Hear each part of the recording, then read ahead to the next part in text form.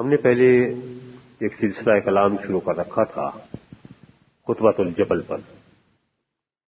یعنی یہ خطبۃ الجبل تو وہ ترجمہ ہے جو کہ انگریزی کے دی سرمن آن دی ماؤنٹ کا ہے. میں نے اب اس کا نام کچھ اور رکھا ہے، اور جب آپ آگے دیکھیں گے تو آپ کو معلوم ہوگا کہ شاید اس نام کا کوئی جواز ہو، کہ وہ روایتی نام نہیں ہے. یہ خطبہ تو ہے لیکن خطبے کے علاوہ کچھ اور بھی ہے، اس لیے میں نے ان ابواب کو کہا ہے یہ جنت کا منشور ہے، کہ جنت میں کون جائے گا اور کون نہیں جائے گا، اور جو جائے گا اس کے ساتھ کیا سلوک ہوگا اس دنیا میں بھی اور اس دنیا میں بھی. تو یہ ایک جنت، اگر آپ واقعی اس دنیا کو جنت بنانا چاہتے ہیں تو پھر اس جنت کے منشور پر عمل کرنا ہوگا. ہم نے اب تک جو پڑھا ہے اس میں یہ ہے کہ آپ نے اس جنت میں داخل ہونے کے لیے جو شرائط تھیں وہ بیان کی کہ اس میں کون کون افراد داخل ہو سکتے ہیں، اور آپ نے بتایا کہ جو افراد اس میں داخل ہوتے ہیں ان پر پروردگار کی لاکھوں رحمتیں ہیں.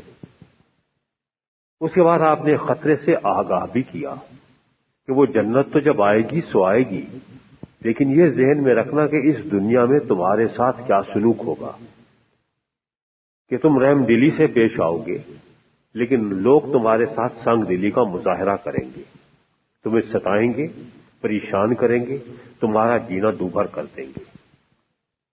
یہاں پر ذہن میں ایک سوال پیدا ہوتا تھا کہ صاحب آخر مجھے کیا پڑی ہے کہ میں دنیا سے نیکی کا سلوک کروں اور اس کے جواب میں میرے ساتھ برائی ہو؟ تو کیا یہ اچھا نہیں ہے کہ میں یہ نیکی کا سلوک کروں ہی نہیں؟ نہ میں نیکی کا سلوک کروں گا نہ مجھے برائی میں جواب ملے گا، میں آرام سے بیٹھ جاؤں گا. لہذا اس ایذا سے اور اس عذاب سے بچنے کا ایک آسان سا طریقہ یہ ہے کہ ہم یہ باتیں کرتے ہی نہیں ہیں. ہم صلح صفائی کی باتیں نہیں کرتے، ہم امن و امان کی باتیں نہیں کرتے، ہم نیکی کی کوئی بات نہیں کریں گے تو دنیا ہم سے خوش رہے گی. اس اعتراض کا آپ نے جواب دیا کہ جو ذہنی طور پر پیدا ہو سکتا تھا. آپ نے کہا کہ تم زمین کے نمک ہو. آپ نے 3 مثالیں دی، ایک یہ ہے کہ نمک ہو، دوسری مثال آپ نے یہ دی کہ تم نور ہو، اور تیسری مثال یہ دی کہ تم وہ شہر ہو جو کسی پہاڑ پر تعمیر کیا گیا ہے. اب تھوڑا سا سوچو کہ کیا یہ نمک کے اختیار میں ہے کہ وہ ہو تو نمک، لیکن جب آپ اسے ہنڈیا میں ڈالیں تو وہ کہے کہ میں اس ہنڈیا کو نمکین نہیں کروں گا. وہ تو چراغ اور ساری شرائط پوری کر رہا ہو، اس میں بتی بھی ہو، اس میں تیل بھی ہو، وہ جلتا بھی ہو، جب آپ اسے جلائیں اس سے روشنی بھی ہو، لیکن وہ کہے کہ یہ روشنی آپ تک نہیں پہنچنے دوں گا. کہ کوئی شہر ہو، اسے کسی پہاڑ پہ تعمیر کر دیا گیا ہو، دنیا کو دور سے دکھائی دیتا ہو، لیکن شہر یہ کہے کہ میں آج سے اپنے آپ کو بند کر دوں گا، کوئی مجھے دیکھ نہیں پائے گا. جیسے یہ ناممکن ہے، اسی طرح سے کسی مومن کے لیے یہ ناممکن ہے کہ وہ نیکی کا پیغام دوسروں تک نہ پہنچائے. جیسے نمک اپنی نمکینی نہیں چھوڑ سکتا، جس طرح سے چراغ روشنی دینا نہیں چھوڑ سکتا، جس طرح سے کوئی شہر جو پہاڑ پر تعمیر کیا گیا ہو نظر آنے سے باز نہیں آ سکتا، اسی طرح سے کسی مومن کے لیے یہ ممکن نہیں ہے کہ وہ یہ تبلیغ کا کام چھوڑ دے، اس نیکی کی دعوت دوسرے لوگوں کو نہ دے، یہ اس کے لیے ممکن ہی نہیں ہے. اب ہم ایک ایک مثال کو باری باری لیتے ہیں. پہلی مثال جو آپ نے دی، آپ نے کہا تم زمین کے نمک ہو. اس زمین کے نمک سے ایسا لگتا ہے الفاظ سے کہ شاید یہ زمین ہے جس میں کلر وغیرہ ہو گیا ہے اور وہ شور جو ہے وہ نکل رہا ہے، یہ زمین کا نمک ہے. لیکن مفہوم یہ نہیں ہے. مفہوم یہ ہے کہ جس طرح سے ہنڈیا کے لیے نمک ضروری ہوتا ہے اور جس ہنڈیا میں نمک نہ ہو اسے کوئی کھانے کے لیے تیار نہیں ہوتا، اسی طرح سے اگر تم کسی معاشرے میں نہ ہو تو وہ معاشرہ اتنا ہی بدمزہ ہو کے رہ جائے گا. اب ہمارے ہاں نمک جو ہے وہ اپنی نمکینی کبھی کھوتا نہیں ہے، کیونکہ ہمارے ہاں تو بالکل خالص قسم کا سوڈیم کلورائڈ آتا ہے نا. وہ بیچارے سمندر کا پانی لے کے اس کو سکھا لیا کرتے تھے جس میں اور بھی بہت سارے نمکیات ملے ہوتے تھے، اور وہ اگر کھلی ہوا میں رہ جاتا تھا تو چونکہ نمک پانی جذب کرتا ہے تو وہ عجیب و غریب چیز بن جاتی تھی۔ لیکن ہم اس کو کیسے سمجھیں؟ ہماری سمجھ میں کیسے آئے کہ یہ نمک جو ہے یہ خراب کیسے ہو جاتا ہے؟ اب آپ اس نمک کو اس سوڈیم کلورائڈ والے جو کرسٹل کی شکل میں ہے اس طرح سے مت سوچیے، یہ سمجھ لیجئے کہ یہ صاحب لاہوری نمک کا ایک ڈلا ہے جو اپنے گھر میں رکھا ہوا ہے۔ وہ ڈلا پڑا ہوا ہے اور آپ کے گھر میں کچھ آپ نے جانور بھی پال رکھے ہیں، بکری کھل جاتی ہے، وہ نمک چاٹ لیتی ہے، اسے ضرورت ہے بیچاری کو، تو آپ کیا کرتے ہیں؟ آپ اس نمک کو دھو لیتے ہیں، دھونے کے بعد پھر توڑ کے آپ اس کو پھر ہنڈیا میں ڈال لیتے ہیں۔ لیکن اگر اسی نمک کو کتا چاٹ لے تو کیا اب آپ دھو کے پھر ڈالیں گے ہنڈیا میں؟ اب آپ کہیں گے نہیں، اس لیے کہ کتا تو ناپاک تھا، اس کے چاٹنے سے وہ ناپاک ہو گیا۔ اب وہ نمک ہے لیکن آپ کے لیے نمک نہیں ہے۔ اب آپ ایسے ڈلے کو اٹھا کے کہ کہیں پھر غلطی سے کوئی سے استعمال نہ کر لے، باہر گلی میں پھینک دیتے ہیں۔ گلی میں جب وہ کوئی دیکھتا ہے کہ نمک کا ڈلا پڑا ہوا ہے، کوئی اٹھا کے گھر نہیں لے جاتا کہ اس کو دھو کے استعمال کر لیں۔ انہیں معلوم ہے کہ اگر یہ کام کا ہوتا تو کسی نے باہر پھینکا نہیں ہوتا۔ اب جو ہماری عادت ہے جیسے پتھروں کے ساتھ کرتے ہیں کہ ہر چلتا پھرتا ایک ٹھوکر مارتا جاتا ہے، تو اس نمک کے اب جو ہے ٹھڈے لگنا شروع ہوتے ہیں، ٹھوکریں لگنا شروع ہوتے ہیں، اور آخر ہوتے ہوتے کسی دن وہ کسی نالی میں گر جاتا ہے اور وہاں گھل جاتا ہے اور ختم ہو جاتا ہے۔ تو مسیح یہ کہہ رہے تھے کہ اگر تم نے اس نیکی کے کام پہ عمل نہ کیا اور اس نیکی کو آگے نہیں پھیلایا، امر بالمعروف کو آگے نہیں بڑھایا، تو یقین رکھنا کہ ایک دن وہ آنے والا ہے کہ تمہیں تمہارے گھر سے کہ نہیں، خدا کے گھر سے نکال کے باہر دور پھینک دیا جائے گا۔ تم در بدر کی ٹھوکریں کھاتے پھرو گے، تمہیں کوئی پوچھے گا نہیں، اور ایک دن تم اپنی انفرادیت کھو بیٹھو گے، تمہاری کوئی پہچان نہیں رہے گی، تم ختم ہو جاؤ گے۔ پھر آپ نے دوسری مثال یہ دی کہ تم دنیا کے نور ہو۔ عجیب بات یہ ہے کہ جب مسیح نے یہی بات کی تو لوگ اس پہ اعتراض کرتے ہیں کہ دنیا کا نور کیا ہوتا ہے بھائی؟ لیکن جب وہی بات ہمارے ایک آدمی نے، لوکل آدمی نے کر دی یہاں سے نقل کر کے، تو پھر ہم اس کو علامہ بنا دیتے ہیں، وہ بہت بڑا شاعر بن جاتا ہے۔ جب وہ یہی بات کہتا ہے کہ زندگی شمع کی صورت ہو خدایا میری، اور دنیا سے میرے دم سے اندھیرا ہو جائے، تو ہم گاتے ہیں اور بچوں سے بھی گواتے ہیں، اور صبح کا افتتاح بھی اسی سے کرتے ہیں۔ تو معلوم یہ تھا کہ بات تو صحیح تھی، لیکن بات کہنے والا چونکہ ہمارا نہیں تھا تو ہمیں اچھی نہیں لگ رہی۔ ہمارے ہاں معیار یہ نہیں ہے کہ کیا کہا جا رہا ہے، معیار یہ بن کے رہ گیا کہ کون کہہ رہا ہے۔ اگر کسی غیر نے کہا ہے تو غلط ہی کہا ہوگا، اور اپنے نے کہا ہے تو صحیح کہا ہوگا۔ اب آپ نے کہا کہ صاحب جب آپ چراغ جلاتے ہیں تو آپ کا مقصد کیا ہوتا ہے؟ روشنی فراہم کرنا۔ اس کے بعد آپ کیا کرتے ہیں؟ چراغ کے اوپر کوئی برتن ڈھک دیتے ہیں یا اسے بستر کے نیچے گھسیڑ دیتے ہیں۔ اب اگر آپ اسے بستر کے نیچے گھسیڑ دیتے ہیں تو چراغ اپنا کام دکھائے گا، کپڑے وپڑے جلا دے گا، بستر جلا دے گا۔ یہ آپ کا مقصد نہیں تھا۔ برتن سے ڈھک دیتے ہیں، تھوڑی دیر میں اس کی ساری آکسیجن ختم ہو جائے گی، وہ ساری کاربن ڈائی آکسائڈ میں بدل جائے گی اور وہ خود اپنی موت مر جائے گا۔ اگر چراغ کو زندہ رکھنا ہے تو پھر آپ اسے کھلی جگہ پہ رکھتے ہیں، کیونکہ آپ کا مقصد یہی تھا کہ جو آئے وہ ٹھوکر نہ کھائے، اسے راستہ دکھائی دے۔ اور اگر کوئی آپ کی جیب کاٹ رہا ہو تو تب بھی آپ کو معلوم ہو کہ اپنے نے کاٹی نہ غیر نے کاٹی۔ یہ جو نور ہے یا جو یہ روشنی ہے، اس کی ایک مثال پہلے پیش کی گئی تھی۔ مسیح نے کوئی نئی بات نہیں کہی ہے۔ اگر نمک کا آئے تو نمک سے وہ پہلے سے واقف تھے کہ کوئی قربانی اس وقت تک قابل قبول نہیں جب تک اس کے ساتھ نمک نہ ہو۔ جب قربانی قابل قبول نہیں تو تم بھی قابل قبول نہیں۔ جب روشنی کی بات کی تو عہد عتیق میں بنی اسرائیل سے یہ کہا گیا تھا کہ تمہارا کام روشنی پھیلانا ہے، ہدایت دوسرے لوگوں کو دینا ہے، اور جہالت کے اندھیرے دور کرنا ہے. تو وہی مسیح بھی ان سے کہہ رہے ہیں. لیکن وہ کہہ رہے ہیں کہ اگر یہ کام نہیں کرو گے، تم ایک جگہ چھپ کے بیٹھ جاؤ گے تو تم خود بخود ختم ہو کے رہ جاؤ گے. جس طرح سے ایک چراغ کو ڈھک دیا جائے تو وہ ختم ہو جاتا ہے. سب کے لیے روشنی چاہیے جو بھی آئے.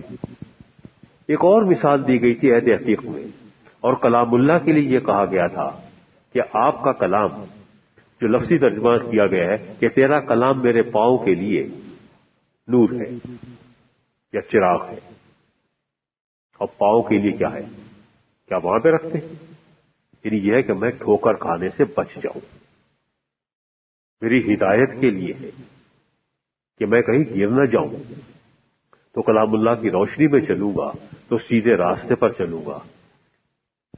کمال ہے مسیح کا کہ عہد عتیق نے کہا کہ خدا کا کلام روشنی ہے جو دنیا کو اندھیروں سے بچا کے رکھتی ہے اور ٹھوکروں سے بچاتی ہے. اور مسیح نے کہا کہ میرا ہر ماننے والا صرف کلام اللہ پڑھنے والا نہیں، اپنی جگہ پر زندہ کلام اللہ ہے. کہ اگر وہ ہے تو لوگ ٹھوکر نہیں کھائیں گے. لیکن آج ہم دیکھتے ہیں کہ ماننے والوں کی وجہ سے لوگ زیادہ ٹھوکریں کھا رہے ہیں، نہ ماننے والوں کی وجہ سے نہیں کھا رہے ہیں. اب یہ چراغ کچھ الٹے ہو گئے ہیں، یہ الادین کے چراغ ہیں جس میں سے جن نکلتے ہیں اور کچھ بھی نہیں نکلتا. ساری بدروہیں انہی چراغوں میں سے نکل رہی ہیں. اور یہ کاروبار بھی انہوں نے بدروہوں کا آج کل اس لیے کھول رکھا ہے. لیکن یہ وہ چراغ تھا جو کہ اندھیروں کو دور کرنے والا تھا، جہالت کو دور کرنے والا تھا اور ہدایت کی روشنی پھیلانے والا تھا. تو آپ نے کہا کہ یہ سب کے لیے ہے. یہ جس زمانے کی بات کی جا رہی ہے اس زمانے میں چراغ ہوتے تھے، یہ بلب نہیں ہے، یہ ٹیوب لائٹ نہیں ہے. چراغ کو بہت بڑا اندیشہ ہوتا ہے. جب آپ اسے کھلی جگہ پہ رکھتے ہیں تو آندھی کا شکار ہو جاتا ہے. آندھی اگر اندھیرے پھیلانا چاہے تو وہ اپنی طرف سے کچھ بھی نہیں لاتی، وہ صرف چراغ کو بجھا دیتی ہے، خود ہی اندھیرے پھیل جاتے ہیں. تو تم چراغ تو ہو، چونکہ تم چراغ ہو اس لیے تمہاری روشنی کو خطرہ لاحق ہے. میں نے جو تمہیں کہا کہ لوگ تمہیں ستائیں گے، پریشان کریں گے، قتل کر دیں گے، مار ڈالیں گے، کیوں؟ چراغوں کے ساتھ یہی کچھ ہوتا ہے. ہر وقت چراغ کوئی نہیں جلا کے رکھتا، کبھی کبھی بجھا بھی دیا کرتے ہیں، کبھی دن کی روشنی میں، اور کبھی جب چور چوری کرنے آئے تو وہ سب سے پہلے چراغی پہ حملہ کرتا ہے کہ تاکہ اسے کوئی دیکھ نہ لے. تو بہت سارے لوگ اپنا منہ چھپانے کے لیے تمہیں بجھا دیں گے، جیسے بہت سارے لوگ اپنا منہ چھپانے کے لیے مجھے بجھا دیں گے کہ میں جو نور عالم ہوں. تیسری مثال آپ نے یہ دی کہ ایک شہر ہے جو پہاڑ پر تعمیر کیا گیا ہے. اور مزے کی بات یہ تھی کہ جن لوگوں سے کہہ رہے تھے انہیں معلوم تھا کہ یروشلم پہاڑ پہ تعمیر کیا گیا ہے. تو یروشلم جس کے لیے یہ قرار دے دیا گیا تھا کہ یہاں سے ہدایت پھیلے گی، اس شہر کو چھپا نہیں ہونا چاہیے تھا. لیکن وہاں سے ہدایت کوئی بھی نہیں جا رہی. تو اس شہر کے پہاڑ پر ہونے کا فائدہ؟ تو تمہیں پہاڑ پر رکھا تو اس لیے تھا کہ دنیا کو یہ دکھائی دے اور معلوم ہو کہ یہ مرکز ہدایت ہے. اور اب عالم یہ ہو کہ وہ گمراہی کا مرکز بن کے رہ جائے، کہ وہ جو خدا کا گھر ہو وہیں پہ بت بننے لگ جائیں اور بکنے لگ جائیں اور ان کا کاروبار ہونا شروع ہو جائے. تو ایسے خدا کے گھر کو کوئی کیا کرے گا؟ ایسا گھر اگر آپ نے تعمیر بھی کر دیا، شہر کا شہر تعمیر کر دیا پہاڑ پہ، تو لوگوں کو دکھائی نہیں دے گا. اس لیے کہ وہاں پہ تاریکیوں کی، اندھیروں کی اور جہالت کی دھند چھا جاتی ہے. تو کیا دکھائی دی؟ اس کے بعد آپ نے کہا کہ تم نیک کام کرو، اعمال صالحہ کرو.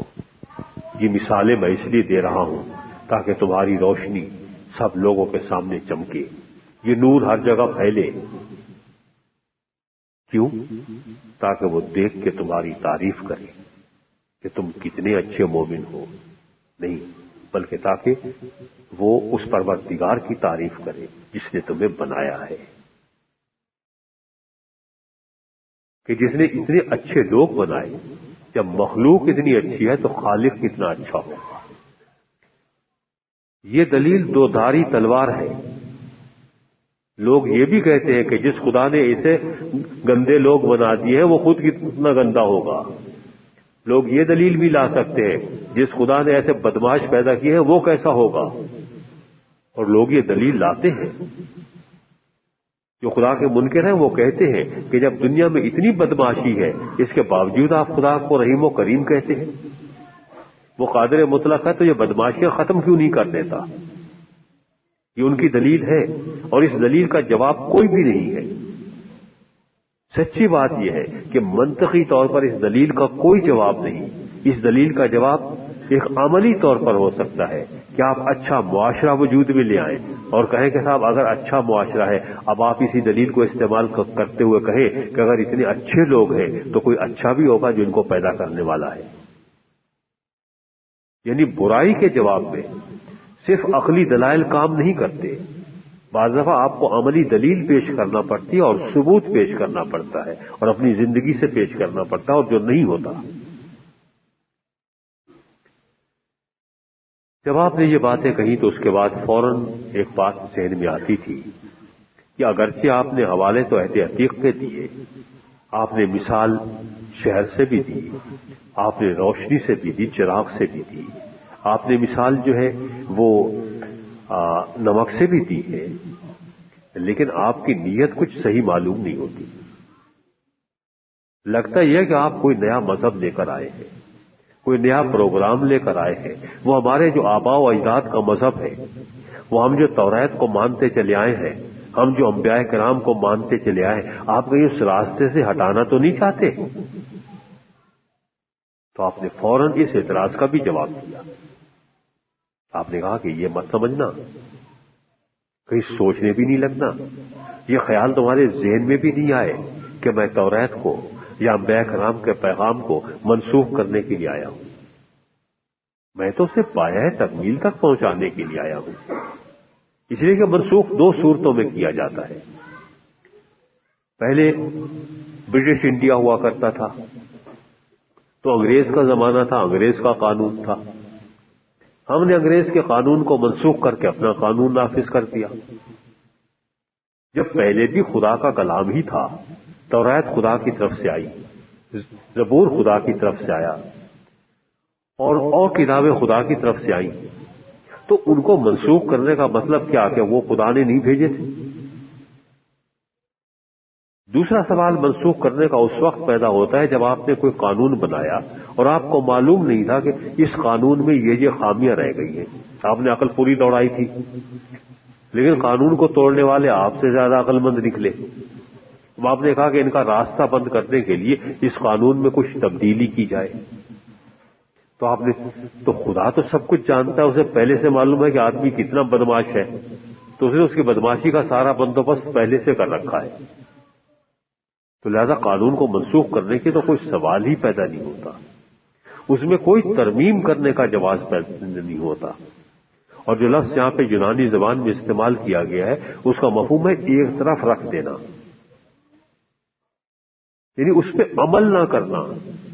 یہ نہیں کہ زبان سے ایک آدمی کہے کہ میں اس کو منسوخ کرتا ہوں تو منسوخ ہو جاتا ہے. ہم اور آپ عملی طور پر منسوخ کرتے ہیں. ہمارے دعوے یہ ہوتے ہیں کہ ہم خدا کے کلام کو مانتے ہیں, ہمارا عمل اس کے برخلاف ہوتا ہے. یعنی ہم عملی طور پر کہہ رہے ہوتے ہیں کہ وہ قابل عمل نہیں رہا, عمل کے قابل تو یہ ہے. تو یہ بھی مت سمجھنا کہ میں اسے برطرف کرنے آیا ہوں, ایک طرف لگانے آیا ہوں, نہیں, میں اسے پایہ تکمیل تک پہنچانے آیا ہوں. اور پھر یہی نہیں کہ صرف پایہ تکمیل تک یوں پہنچانے آیا ہوں, بلکہ آپ نے کہا کہ یہ زمین کس نے بنائی, یہ آسمان کس نے بنائے؟ کیا زمین اپنا مدار چھوڑ کے کہیں اور چلی جاتی ہے؟ کہ زمین گئے تو صدیاں گزر گئی, لاکھوں برس ہو گئے مجھے بنے ہوئے, ایک ہی جگہ چکر لگائے جا رہی ہوں, یہ کوئی تک ہے؟ دنیا بدل گئی ہے, میں بھی بدلتی ہوں. آج میں ادھر نہیں چلتی, ادھر چلتی ہوں. کبھی زمین نے ایسا کیا؟ آسمان یہ سوچنے لگے کہ اب اتنا عرصہ ہو گیا ہم اتنے فاصلے پر کھڑے ہوئے ہیں، کبھی قریب بھی آ جائے۔ عرش معلق ہے کہ اچھا میں زمین پہ چلتا ہوں، یہ اپنی جگہ نہیں چھوڑ سکتے تو خدا کا کلام اپنی جگہ کیسے چھوڑ سکتا ہے؟ آپ اس زمین کے مدار کو ذرا سا کم کر دیں یا ذرا سا بڑھا دیں، اس کی اسپیڈ کم کر دیں یا زیادہ کر دیں، ہم سب کی چھٹی ہو جائے، مر جائے، پورا نظام درہم برہم ہو کے رہ جائے۔ تو اسی طرح سے اگر خدا کے کلام میں سے ایک حکم بھی ادھر سے ادھر کر دیا جائے تو سارا کلام ختم ہو کے رہ جاتا ہے، کیونکہ کلام اللہ کی مثال ایک زنجیر کی سی ہے۔ اس زنجیر کے صرف ایک حلقے کو توڑ دیجیے، زنجیر ٹوٹ گئی، سب کو توڑنے کی ضرورت نہیں ہے۔ اور آپ پہلے ڈھونڈتے ہیں کہ اس میں سے کمزور کون سا ہے، جو ڈھیلا ہو، جو گل گیا ہو، اس کو آپ توڑ دیتے ہیں، ساری زنجیر ختم۔ تو کسی نے کہا ہے کہ زنجیر کی مضبوطی کا راز اس کے کمزور ترین حلقے میں ہے۔ اگر آپ اس کمزور ترین حلقے کو نہیں توڑ سکتے تو زنجیر آپ سے نہیں ٹوٹتی، اگر آپ اسی کو توڑنے میں کامیاب ہو گئے تو زنجیر ختم ہو گئی، پھر وہ زنجیر نہیں رہی۔ تو کلام اللہ اسی طرح سے ایک پوری زنجیر کی صورت میں ہے۔ اگر آپ نے اس کا ایک حلقہ توڑ دیا تو آپ نے پورے کلام اللہ کو توڑ دیا۔ جسے آپ نے کہا کہ جو نہ صرف یہ کہ کسی حکم کو غیر ضروری سمجھتے ہوئے خود عمل نہ کرے، بلکہ دوسروں سے بھی کہے کہ یار اس پہ عمل کرنے کی ضرورت نہیں، اس سے بڑا حکم یہ موجود ہے، پہلے اس پہ عمل کرو، پہلے بڑے بڑے حکموں پہ عمل کر لو، چھوٹوں پہ بعد میں کر لینا۔ تو وہ پورے کلام اللہ کو ایک طرف لگانے کے چکر میں ہے۔ ایسے افراد کا اس جنت میں کوئی مقام نہیں ہے۔ صرف مقام نہیں، آپ نے کہا تم خدا کی بادشاہی میں داخل نہیں ہو سکتے، تمہیں گھسنے کوئی نہیں دے گا جنت میں، تم اپنا مقام ڈھونڈنے کے چکر میں لگے ہو، وہاں پہ کوئی بھی نہیں گھسنے دے گا۔ پھر آپ سوچیں گے یہ ہوا کیا؟ ابھی ایک تازہ ترین ایک لطیفہ میں نے پڑھا، ایک رسالے میں، کمپیوٹر کے رسالے میں تھا، اس کا نام تھا گیٹس آف ہیل۔ لطیفہ یہ ہے کہ بل گیٹس کا انتقال ہو گیا، پہنچا دیا گیا اللہ میاں کے پاس۔ اللہ میاں نے کہا دیکھو مسٹر گیٹ، ایک طرف تم نے اچھا کام یہ کیا کہ انٹرنیٹ ایجاد کیا، لوگ بیٹھے ایک دوسرے سے باتیں کر رہے ہیں، معلومات حاصل ہو رہی ہیں، لیکن نالائق آدمی تم نے ونڈوز 95 بھی پروگرام بنا دیا جو فیل ہو گیا، تم نے ونڈوز 97 بنایا وہ بھی ویسا ہی تھرڈ کلاس تھا، تو تم نے اچھے کام بھی کیے برے بھی کیے، اب بتاؤ کہاں جانا چاہتے ہو، جنت میں یا جہنم میں؟ انصاف کیا جائے گا، چن لو۔ صاحب بغیر دیکھے تو کہیں بھی نہیں جاؤں گا۔ کہا پہلے کہاں جاؤ گے؟ کہا پہلے جہنم دکھاؤ۔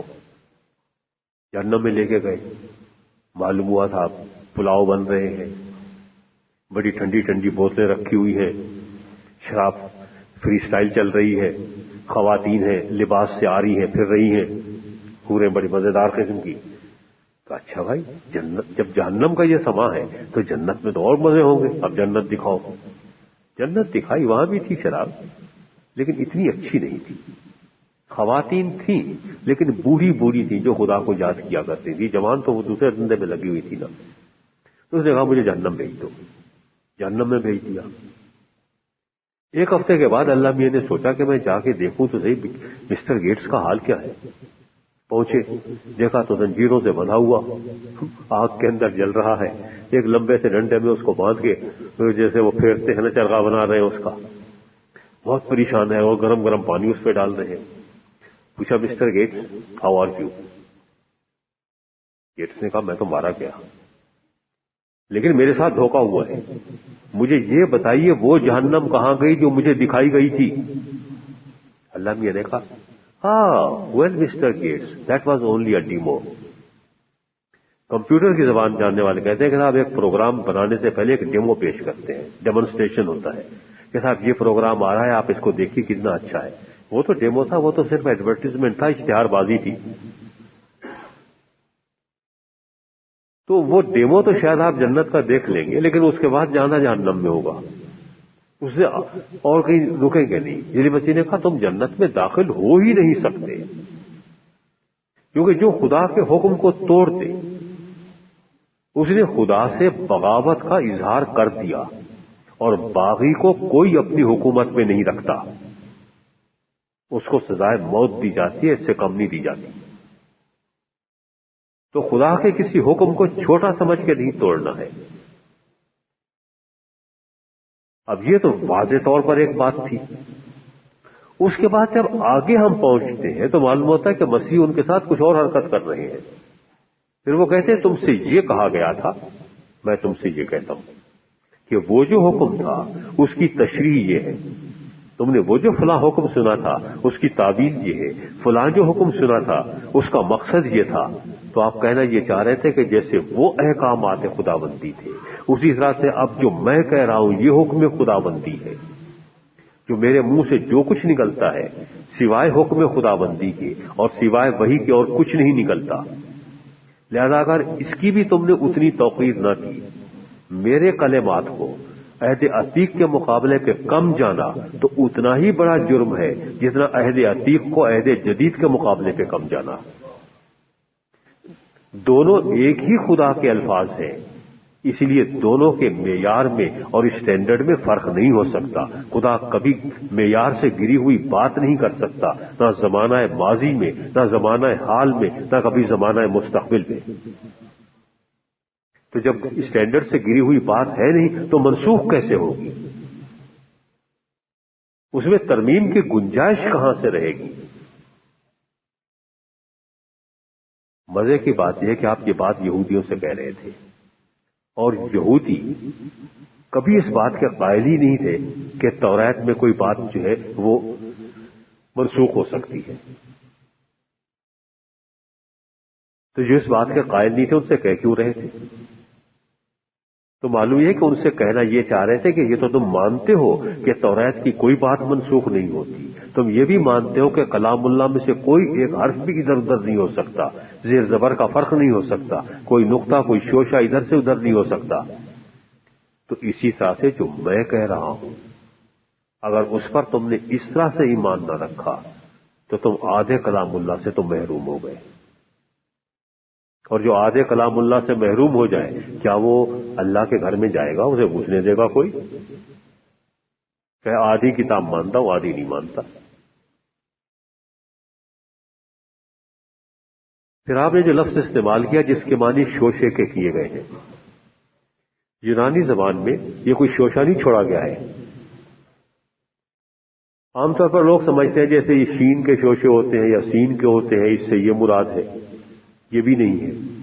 کچھ مفسرین نے کہا کہ عبرانی زبان میں دالت اور ریش، دال اور رے میں جو فرق ہے وہ یہ ہے کہ دالت یوں ہے اور ریش یوں ہے، یعنی ایک یوں گھوم کے سیدھے یوں آ رہا ہے اور ایک یوں جا کے سیدھا تھا یوں آ رہا ہے. تو یہ جو کونا ہے اس کو کہا گیا ہے یہ شوشہ ہے. لیکن یہودی مفسرین نے، مزے کی بات ہے کہ وہ یہودی مفسرین جنہوں نے عہد جدید کی تفسیر کی ہے اور یہودی ہیں، جیسے گنزبرگ، اور وہ تشریح کرنے کے بعد خود یہودی نہیں رہے، اپنی تشریح سے اتنے متاثر ہوئے. اس گنزبرگ کا، ڈیوڈ گنزبرگ کا کہنا یہ ہے کہ یہ وہ شوشہ نہیں ہے، نہ یہ شین کے شوشے ہیں. شین بھی عبرانی میں ایسا ہوتا ہے 3 ڈنڈوں والا، بلکہ جب وہ شین لکھتے ہیں قلم سے، پرنٹنگ کی تو الگ ہے، تو ہر ڈنڈے کے اوپر ایک تاج چھوٹا سا بنا دیتے ہیں، 3 اور نقطے نکال دیتے ہیں. تو وہ جو اوپر خوبصورتی کے لیے لگاتے ہیں اس میں بھی کوئی فرق نہیں آئے گا. اور عجیب اتفاق یہ ہے کہ اب بھی جب یہودی لکھتا ہے تو وہ شوشے اب بھی لگاتا ہے خوبصورتی کے لیے، اس لیے کہ پہلے نسخوں میں لگے ہوئے. تو آپ نے کہا جب یہ نہیں بدل سکتے تو کیا وہ پیغام بدل جائے گا؟ لیکن اعتراض کرنے والا اعتراض تو کر سکتا ہے نا. وہ کہہ سکتا ہے صاحب آپ کہتے وقت نہیں بدلتا، یہ لیجئے میں گھڑی میں 5 کی جگہ 4 بجا دیتا ہوں، بج گیا. وقت بدلا کہ نہیں بدلا؟ میں نے وقت کو 1 گھنٹہ پیچھے کر دیا. لیکن کیا آپ دنیا کی ساری گھڑیوں کو پیچھے کر سکتے ہیں؟ اگر کوئی بدبخت اپنی بائبل میں نامعقولیت کا ثبوت دیتے ہوئے اور بے ایمانی کا ثبوت دیتے ہوئے اور بددیانتی کا ثبوت دیتے ہوئے بدل بھی لے تو کیا باقی سارے بدل لیں گے؟ اگر عیسائی عہد عتیق میں کچھ بدلنا چاہیں تو کیا یہودی متفق ہو جائیں گے بدلنے دیں گے؟ وہ تو اپنے یہاں نہیں بدلیں گے۔ اگر یہودی بدلنا چاہیں تو کیا ان کو عیسائی بدلنے دیں گے؟ کبھی نہیں بدلنے دیں گے، کیونکہ جب دونوں ایک ہی کتاب پڑھ رہے ہوں، ایک دوسرے پہ کفر کے فتوے بھی لگا رہے ہوں، تو بدلیں گے کیسے؟ اب تو ممکن ہی رہے گا، ورنہ تو کفر کا ثبوت سامنے آ جائے گا کہ دیکھو تم نے یہ تحریف کی ہے۔ تو آپ نے کہا یہ بدل نہیں سکتا، اور کیوں نہیں بدل سکتا اس کا جواز آپ نے پیش کیا اور منطقی دلیل دی۔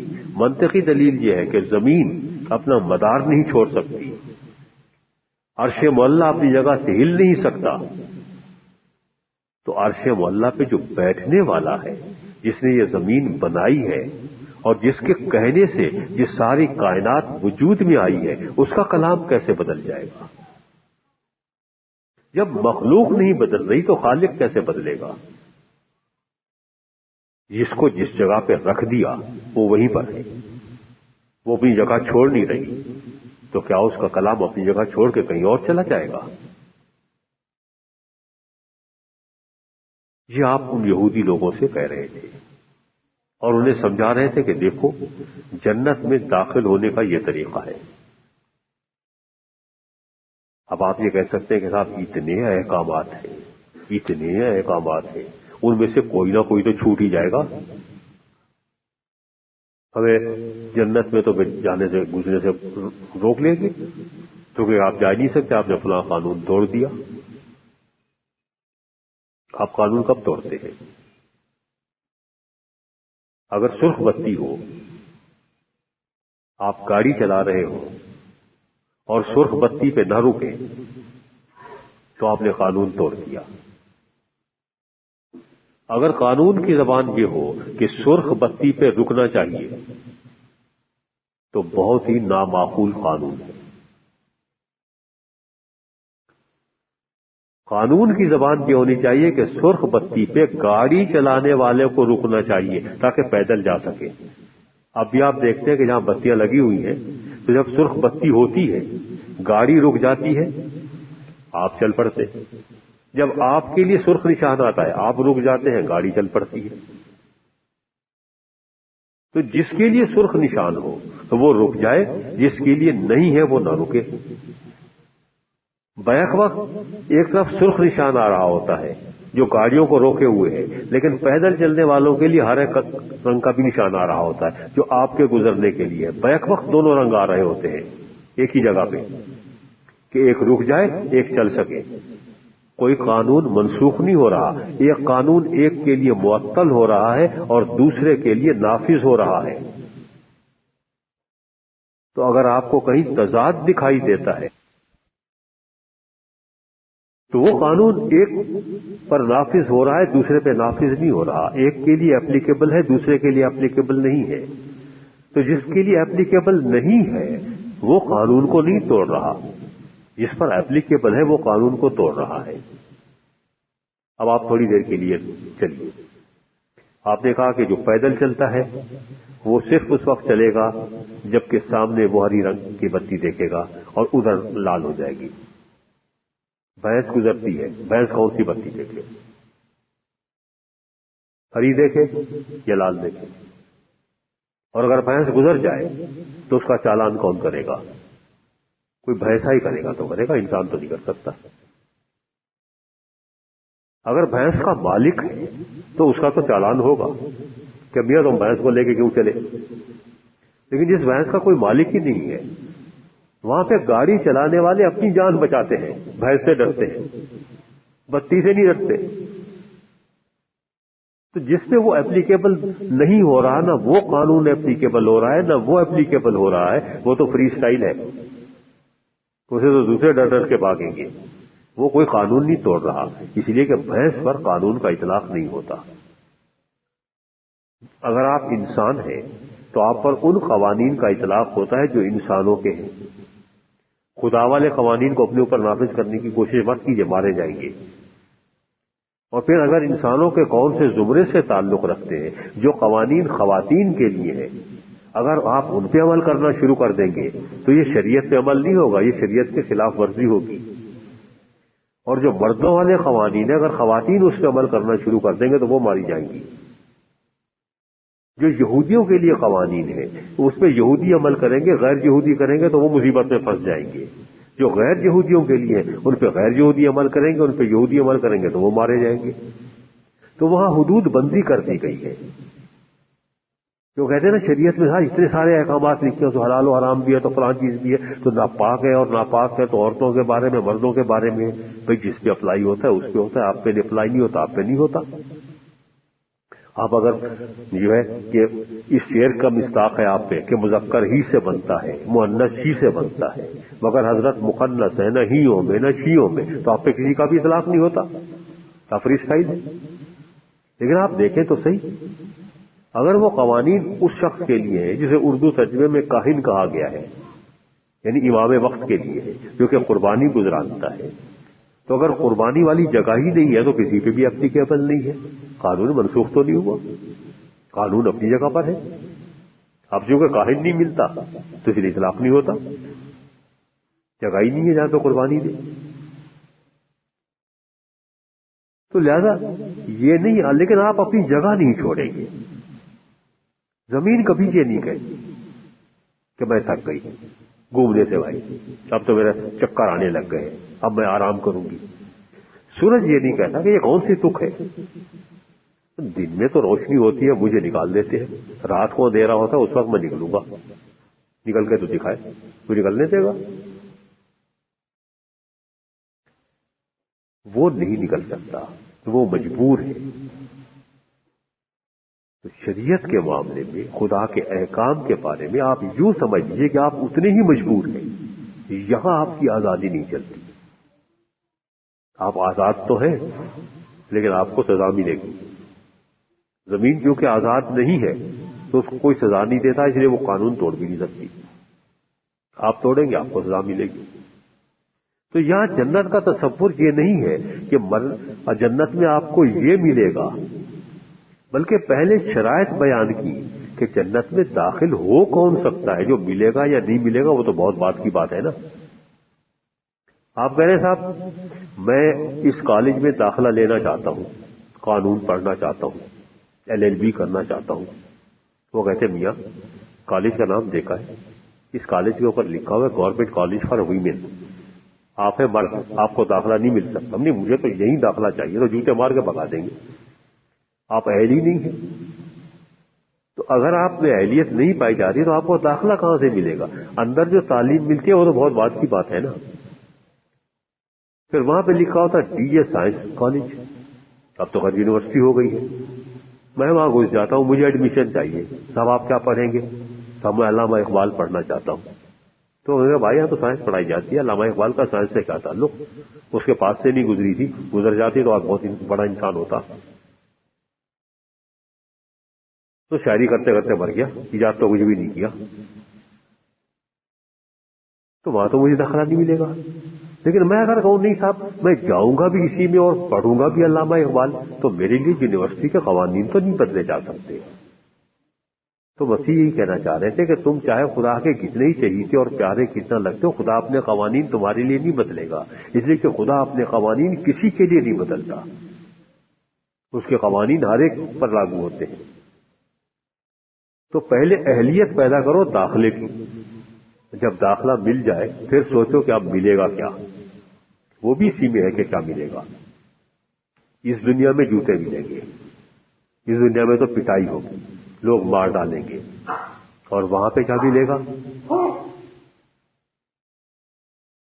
اتنا کہا کہ وہاں وہ خدا کو، یہ کہا گیا کہ خدا کو روبرو دیکھیں گے، یعنی قربت خدا بندی حاصل ہوگی کہ جس محبوب کی خاطر آپ نے اتنی تکالیف برداشت کی اور جس سے وصل تو نصیب نہیں ہوا لیکن آپ کا وصال ہو گیا، تو وہ مرنے کے بعد آپ کو وہ وصل بھی مہیا ہوگا، آپ کو وہ قربت خداوندی حاصل ہوگی کہ جس محبوب کے لیے آپ نے اتنے مصائب اٹھائے، اتنی تکالیف برداشت کی، اس سے ملنے کا موقع مل جائے گا۔ اس سے بڑھ کر اور خوشی کیا ہو سکتی ہے؟ ایک آدمی ہے بیچارہ کسی سے محبت کرتا ہے، اس کے چکر میں اسٹاپ پہ کھڑا رہتا ہے کہ آئے گی تو ملوں گا، دعا سلام کروں گا۔ آپ اسے کہتے ہیں کہ ایسا کریں یار میں آپ کو پان کھلاتا ہوں، پان میں ادھر پان کھانے کے چل جاؤں گا، وہ نکل جائے گی، بات ہی نہیں ہو پائے گی۔ اچھا یار فلم دیکھنے چلتے ہیں، بہت اچھی فلم لگی ہے ٹائٹینک، طوطے کی ناک۔ وہ کہتا ہے ٹائٹینک کو پہ لعنت بھیجو بھائی صاحب، اس کو اس سے ایوارڈ مل گئے، وہ کہہ رہا ہے ایوارڈ کو چھوڑو، میں تو چکر میں جس پہ کھڑا ہوں مجھے وہ ایوارڈ چاہیے۔ تو جو اس چکر میں کھڑا ہے وہ نہ ٹائٹینک کی طرف جاتا ہے، نہ وہ پان کی طرف جاتا ہے، نہ وہ سگریٹ کی طرف جاتا ہے۔ تو جس کو جنت ملنا ہے اسے یہ فکر نہیں ہے کہ مجھے وہاں پہ حوریں ملیں گی یا نہیں ملیں گی، وہاں پہ مجھے شراب ملے گی یا نہیں ملے گی، اسے تو مسئلہ یہ ہے کہ مجھے وصال یار بھی ہوگا کہ نہیں ہوگا۔ کہیں ایسا تو نہیں ہوگا کہ پڑھی نماز جنازہ تو آ کے غیروں نے، مرے تھے جن کے لیے وہ رہے وضو کرتے، ایسا تو نہیں ہوگا؟ مرے پڑھی نماز جنازہ تو آ کے غیروں نے، مرے تھے جن کے لیے وہ رہے وضو کرتے، یہ تو نہیں ہو جائے گا۔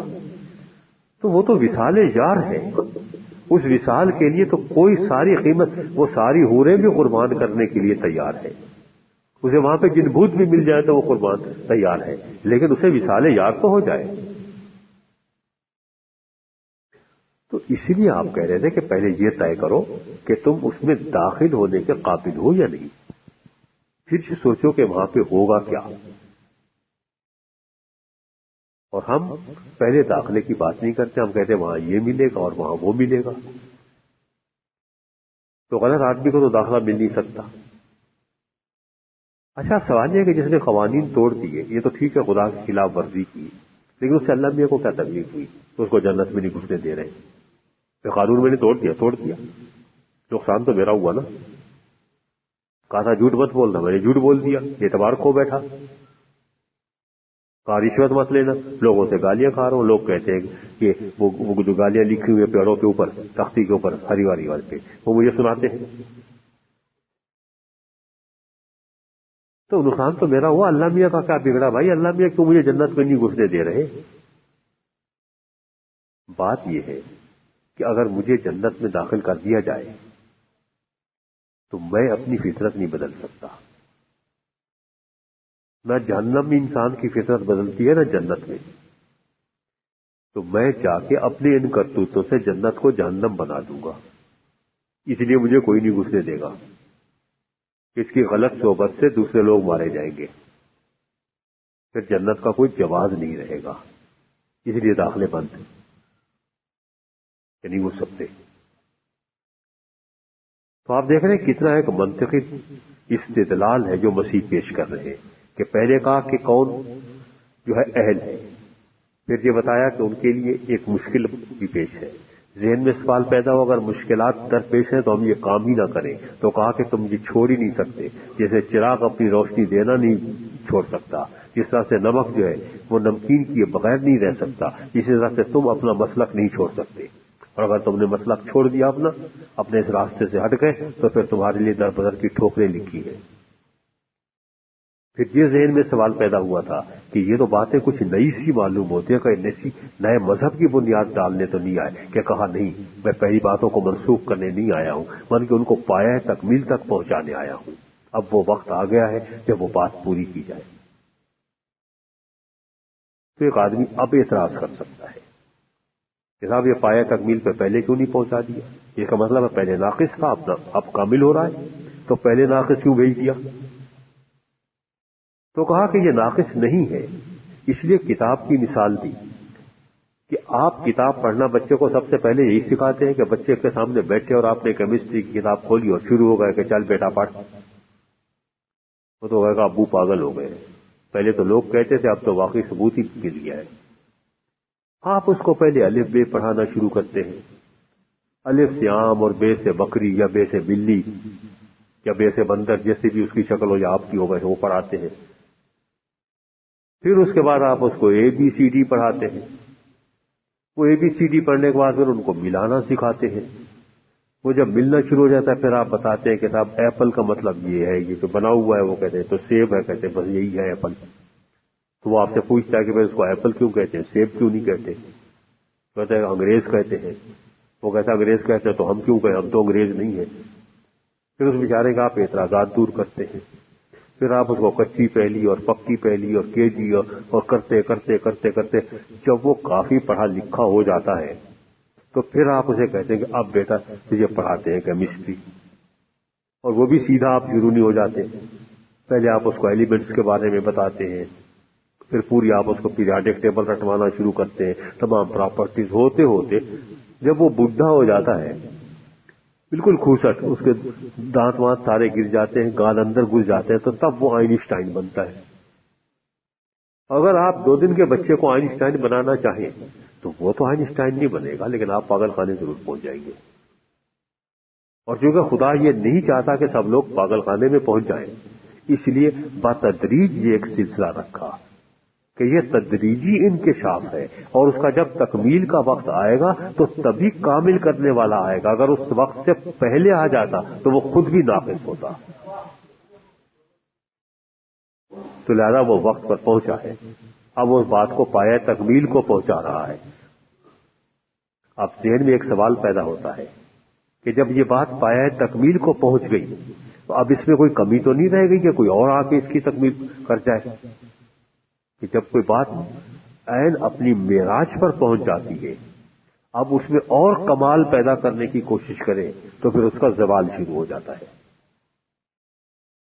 کہ چاند آپ نے نکالا، بال سے پتلا تھا، باریک تھا، دوربینیں لگا لگا کے دیکھ رہے تھے، آہستہ آہستہ بڑا ہونا شروع ہو گیا، 14ویں کا ہو گیا. اب 14ویں کے چاند کو آپ بڑا کرنا شروع کریں گے تو 15ویں کو غائب ہو جائے گا، پھر آہستہ آہستہ کم ہوتا چلا جائے گا، پھر دکھائی بھی نہیں دے گا. تو کمال پر پہنچنے کے بعد اگر اب آپ اس میں کچھ اضافہ کرنے کی کوشش کریں گے تو یہ زوال ہو جائے گا. تو لہذا اب میں اس کو پایا تکمیل تک پہنچا رہا ہوں. اب جو کچھ میں کہہ رہا ہوں وہ حرف آخر ہے، اس میں نہ کمی ہو سکتی ہے نہ زیادتی ہو سکتی ہے. اسے جب آپ نے کہا کہ لکھا ہے تو یونانی زبان کے الفاظ کی گرفتاری کا مطلب ہے لکھا ہوا رکھا ہے، اور لکھنے والا لکھ کے کھڑا ہو گیا. اب اس میں نہ میں کچھ بتا سکتا ہوں، نہ بڑھا سکتا ہوں، نہ ترمیم کر سکتا ہوں، نہ تنسیخ کر سکتا ہوں، کچھ نہیں کر سکتا. تو آپ یہ معقول باتیں ان لوگوں سے کہہ رہے تھے،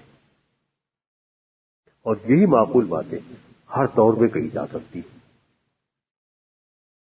کیونکہ ان باتوں میں سے کون سی بات منسوخ ہونے والی ہے کہ نیکی پہ عمل کرو، صلح صفائی کراؤ، انسانوں کی طرح سے بن کے رہو، اس دنیا کو جنت بنانے کی کوشش کرو تاکہ تمہیں آگے کہیں جنت نصیب ہو سکے. اسی کو جہنم بنا دو گے تو آگے کہاں سے جنت ملے گی؟ ان میں سے کون سی بات منسوخ ہونے والی ہے؟ اس کے بعد آپ نے معاشرے کی برائیاں بیان کی جو آج میں نہیں کرنا چاہتا، اور آپ نے احکامات کی چند ایک مثالیں دی، اور پھر وہاں پر بتایا کہ ان احکامات کے پیچھے نیت کیا تھی.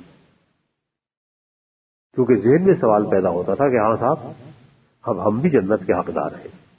توریت کہہ رہی ہے کہ تم زنا مت کرو، ہم نہیں کرتے. توریت کہہ رہی ہے چوری مت کرو، ہم نے آج تک نہیں کی. اور آپ نے وہ بڑے بڑے لیے، یہ نہیں لیے کہ جھوٹ نہیں بولو، کیونکہ جھوٹ تو ہم بولتے ہیں، ہمیں معلوم ہے کہ لالچ نہیں کرو، ہم تو صاحب لالچ نہیں کرتے. یہ ایک الگ بات ہے کہ کسی کی چیز گر پڑے تو حفاظت کے لیے اپنے پاس رکھ لیتے ہیں. اگر آ گیا تو دے دیتے، نہیں آتا تو یہ اس کی غلطی ہے. ڈھونڈتا آ کے پوچھتا بھائی تمہیں تو نہیں ملی گری ہوئی چیز، نہیں پوچھا تو اس کی غلطی ہے. تو آپ نے وہ بڑے بڑے لیے جس کی وجہ سے معاشرے میں برائیاں پیدا ہوتی ہیں، اور وہ جو جنت میں جانے والے ہیں اس دنیا کو جہنم بناتے ہیں، اپنوں کے لیے بھی اور دوسروں کے لیے بھی. تو وہ آپ نے آگے ایک قدم اٹھایا. مجھے یاد ہے کہ جب میں اس کا ترجمہ کر رہا تھا تو ہمارے یہاں انگریزی کے تراجم میں جو ہیڈنگز ہیں، سیکشن ہیڈنگز، میں نے ان تمام کو پھینک دیا اور اپنی طرف سے سیکشن ہیڈنگز لگائی. وہ ہمارے UBS کے کنسلٹنٹ آئے اور انہوں نے ان کو میں نے بھیج دیا. انہوں نے مجھے واپس لکھ کے بھیجا کہ بھائی آپ کی ہیڈنگز جو ہے یہ کسی بھی ترجمے کی ہیڈنگ سے نہیں ملتی، یہ آپ کدھر سے نکال کے لائے ہیں. اور علماء کرام کا خیال یہ ہے کہ یہ مسیح نے ایک تقریر نہیں کی تھی، مختلف مواقع پہ جو کچھ کہا وہ مسیح نے اٹھا کے ایک جگہ جمع کر دیا، خطبہ بنا دیا ہے۔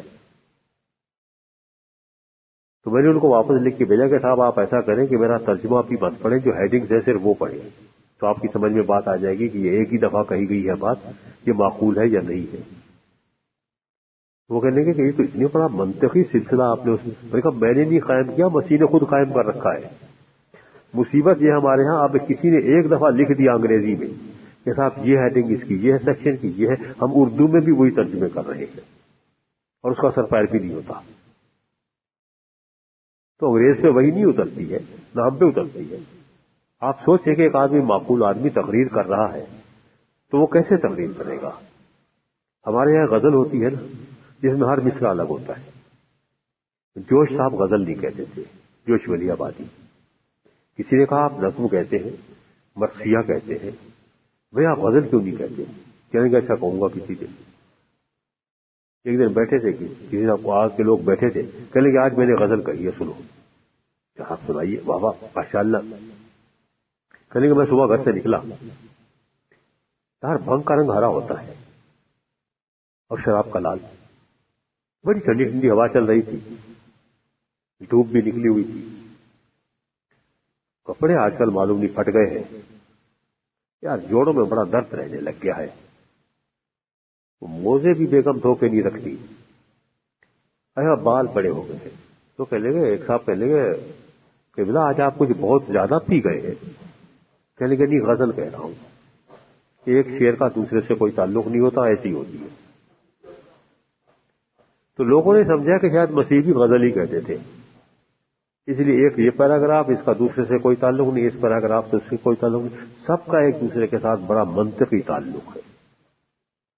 بلکہ اگر آپ یہ دیکھیں کہ صرف ان کو چھوڑ دیجئے کہ جس طرح سے واقعات بیان کیے گئے ہیں، اور ظاہر ہے کہ سارے واقعات نہیں، کچھ چن کے بیان کیے گئے، ان کے پیچھے ایک منطقی ترتیب ہے کہ یہ کیوں اس طرح سے بیان کیے گئے ہیں۔ آپ دیکھیں گے کہ معجزات ہیں متی میں تو 10 ہیں، تماثیل ہے تو 10 ہیں، یہ جو سیکشنز ہیں یہ 5 ہیں۔ یوہی جب پڑھا نا اس کی کھوپڑی گم جاتی تھی، یہ 5 ہیں، توریت کی 5 کتابیں، اور یہاں پہ 5 دفعہ یہ کہا ہے کہ مسیح جب یہ کہہ چکا تو اس کے بعد وہاں سے چلا گیا، 5 جگہ ہے، یہ 5 سیکشن میں بدلتا ہے، 4 جگہ ہے، 5 جگہ بدل جاتا ہے۔ یہ بالکل توریت کی طرح سے جیسے کوئی نئی شریعت دی جا رہی نہیں۔ وہ زبور کو بھی 5 حصوں میں تقسیم کرتے تھے، آپ دیکھیں یہ زبور کی پہلی کتاب، دوسری کتاب، توریت کو ماڈل بنا کے۔ تو معلوم یہ ہوتا ہے کہ عبادت کے بھی وہی 5 والے حصے تھے۔ تو آپ کہہ رہے تھے کہ یہ جو ہے اگر توریت کو سمجھنا ہے اور زبور کو سمجھنا ہے کہ حمد خدا کی کیسے کی جاتی ہے اور خدا کی عبادت کیسے کی جاتی ہے، تو پہلے میری باتوں کو سمجھو۔ تو اس طرح سے انہوں نے اس کو ایک ترتیب سے رکھا ہے، تو اس کے اندر ایک منطقی ترتیب ہے، اس کو ضائع نہیں ہونے دیا۔ تو ایک منطقی ترتیب ہے۔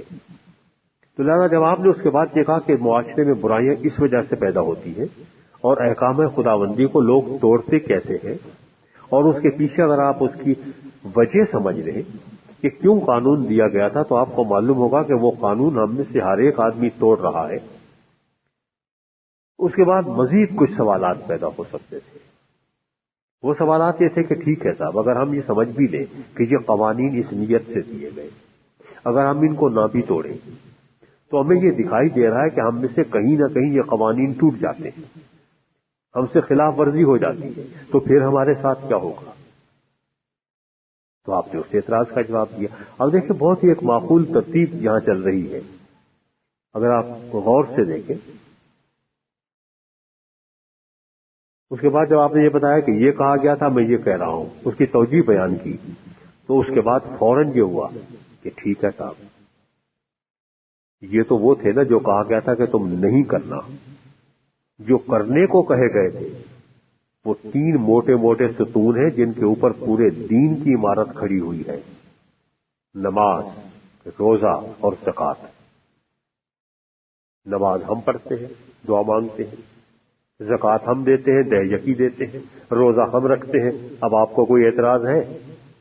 پھر آپ نے تشریح کی کہ جو تم پڑھتے ہو یہ نماز نہیں ہے، یہ دکھاوا ہے، یہ ریاکاری ہے، یہ منافقت ہے۔ اگر خدا سے دعا مانگنا ہے تو پھر خدا تو اندھیرے میں بھی دیکھتا ہے، تو خدا تو اکیلی تنہا جگہ پر بھی دیکھتا ہے، صرف اس وقت کیوں نہیں مانگتی؟ اور خدا کے لیے تم نے اوقات کیوں مقرر کر دیے؟ کیا وہ انگریز ہے کہ اس کے علاوہ اور کسی وقت پہ نہیں ملتا؟ اسی طرح سے آپ نے زکوٰۃ کے لیے کہا کہ زکوٰۃ دیتے ہو لیکن ڈنڈورے پٹواتے ہو، تصویریں اخبارات میں چھپواتے ہو، یہ تو خدا کے لیے نہ ہوئی نا، یہ تو انکم ٹیکس بچانے کے لیے ہوئی۔ روزہ رکھتے ہو اور منہ جو ہے وہ پھٹے منہ بن جاتا ہے، لڑتے جھگڑتے سب سے زیادہ ہو اسی مہینے میں، کاٹ کھانے کو ایک دوسرے کو دوڑتے ہو، گاڑی نہیں روکتے ہو، لوگوں کو روڈ کراس نہیں کرنے دیتے ہو، چڑھا دیتے ہو، یہ روزہ ہے؟ جب آپ اس کی تشریح کر چکے تو اس کے بعد یہ تھا کہ ٹھیک ہے صاحب، ہم ایسا ہی کریں گے جیسے آپ کہہ رہے ہیں، لیکن اتنی تو اجازت انسان کو ہونی چاہیے، کیونکہ آپ نے خود کہا ہے کہ نیکی پھیلانا ہے، تو جو برائی کر رہا ہو ہم اس کے بارے میں کہہ تو سکتے ہیں نا کہ فلاں آدمی اتنا برا ہے، فلاں آدمی ایسا ہے، فلاں آدمی ویسا ہے۔ کہا نہیں، عیب جوئی مت کرو، کہنا ہے سامنے کہو، ہمت ہے تو پیٹھ پیچھے کیوں کہتے ہو؟ کہو اگر اس میں یہ برائی موجود ہے سامنے کہو، اگر نہیں ہے وہ تردید کر دے گا، ہے تو بیچارے کو شرم آ جائے گی، پیٹھ پیچھے کہنے سے اس کی تو اصلاح نہیں ہو رہی نا، مقصد اس کی اصلاح کا ہے۔ اور کہا کہ جس قسم کے تم فتوے لگاتے ہو پروردگار ویسے فتوے تمہارے اوپر لگائیں گے۔ پھر سوال یہ تھا کہ اچھا اب ہمیں اچھی باتیں کرنا ہی ہے تو موقع ہو یا موقع نہ ہو، جیسا بھی آدمی ملے اس سے اچھی بات کر دیا کرے نا، کیا اس میں بھی مصلحت چاہیے؟ آپ نے کہا نہیں، دیکھو پاک چیزیں کتوں کے آگے نہیں پھینک دیا کرتے، ہر بات ہر آدمی کو بتانے کی نہیں ہوتی، کچھ لوگ ایسے بھی ہوتے ہیں ان کو اچھی باتیں بتاؤ گے تو الٹا انہی میں کیڑے نکالنا شروع کر دیں گے۔ کچھ لوگوں کو ہر بات نہیں بتائی جاتی۔ اچھا کہا کہ ٹھیک ہے صاحب یہ بھی ہم نے مان لیا، لیکن یہ بتائیے کہ اگر ایک دفعہ ہم نے نیکی کر لی تو زندگی میں کافی ہے نا، تو بڑی نیکی کر لیتے ہیں، حج کر لیتے ہیں، یروشلم چلے جاتے ہیں، اس سے بڑی نیکی تو نہیں ہو سکتی نا۔ تو کہا کہ نہیں،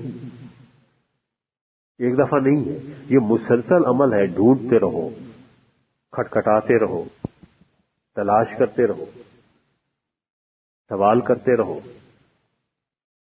اور کہا کہ صاحب اگر کرتے رہے تو ملے گا بھی، یہ تو نہیں کہ ساری عمر دروازے کھٹکھٹاتے ہی رہ جائیں، ہاتھ ٹوٹ جائے دروازہ نہ کھل کے دے۔ کہا کہ ہاں اگر صحیح دروازہ کھٹکھٹا رہے ہو تو کھلے گا، غلط دروازہ کھٹکھٹا رہے ہو تو نہیں کھلے گا۔ خدا کا دروازہ کھٹکھٹاؤ تو وہ دروازہ کھولے گا، انسانوں کا دروازہ کھٹکھٹاؤ گے تو نہیں کھولیں گے، کھولیں گے تو دھتکاریں گے، وہ کبھی نہیں دھتکارے گا۔ لیکن یہ ایک مسلسل عمل ہے جسے جاری رکھو۔ پھر کہا کہ اچھا صاحب اب تو آپ نے جو راستہ بتا دیا بہت آسان ہے، ہمیں بالکل معلوم ہو گیا، اب یہ کرنا ہے، یہ نہیں کرنا ہے، اور اس طرح سے کرنا ہے۔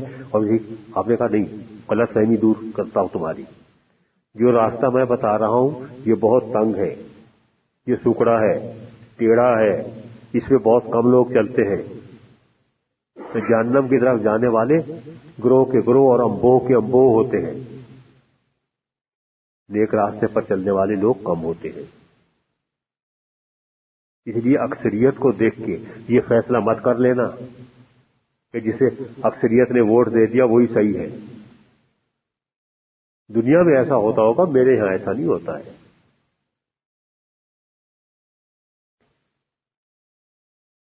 کہا کہ صاحب یہ ساری باتیں آپ نے کر دی، اب خلاصہ بھی بیان کر دے۔ بہت ہو گئی بھائی، 3 باب ہو گئے، کچھ خلاصہ چاہیے۔ تو جب آپ نے خلاصہ بیان کیا اس وقت معلوم ہوا کہ آپ کہنا کیا چاہ رہے تھے۔ اب آخر میں خلاصہ یہ ہونا چاہیے تھا کہ جو پروردگار کی باتوں پر عمل کرتا ہے اس کی مثال اس شخص کی سی ہے جس نے ایک پہاڑ پر مکان بنایا اور طوفان اس کا کچھ نہ بگاڑ سکے. اور بیوقوف آدمی کی مثال وہ ہے کہ جس نے پروردگار کی باتیں سنی اور نظر انداز کر دی. آپ آخری باب اور آخری عبارت پڑھیے، یہ نہیں ہے. آپ نے کہا عقل مند آدمی وہ ہے جو میری باتیں سنتا اور ان پر عمل کرتا ہے، اور بیوقوف وہ ہے جو میری باتیں سنتا ہے اور ان پہ عمل نہیں کرتا. لوگ توقع کر رہے تھے کہ آپ کہیں گے کہ جو خداوند کہتا ہے، جو پروردگار کہتا ہے، تو آپ کہہ رہے تھے کہ بھائی پہچانو وہ پروردگار ہے کون. اگر پروردگار کو نہیں پہچان پائے تو پھر تم نے ریت میں مکان تعمیر کیا، بیڑا غرق تمہارا.